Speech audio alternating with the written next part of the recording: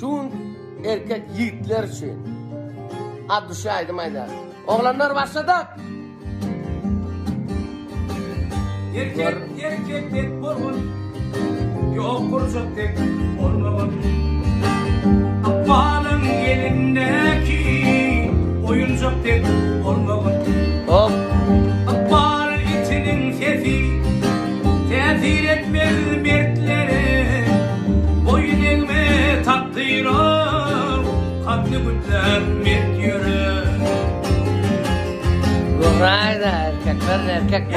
Erkek tek borgun, kovalaşma boş söze. Ehli yamramalardan yettir bir şey istedi. Vurfen pıtratsen, düşmanımı utup git. Ehli işin bitirdim, tüveleydi yitip git.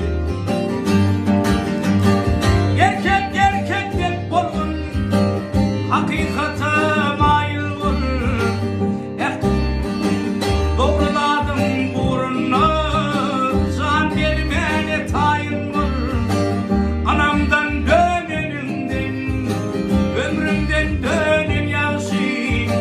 Bir namus yananımdan, namuslu sönün yaşı.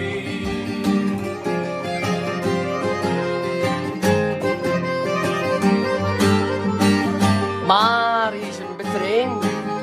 Erkek de tuvaleye giriyor. Yitik gider. Erkek tek borgun, adışın sevda etme.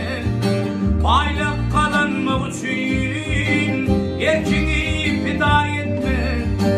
Bütün ömrüm boyunu şu ümit hakim olsun. Evinin haltalı olsa da elinde erkin olsun. Sağ ol Vaşin. Erkek tek borgun, görüşten yetme heder. Şeyini bilsen ne takdir, ne düşman ziyan eder. Dine yürep görkem der, yatır kan da erkek bol. Yıkılsam da bükülme, topan yıkındık tek bol.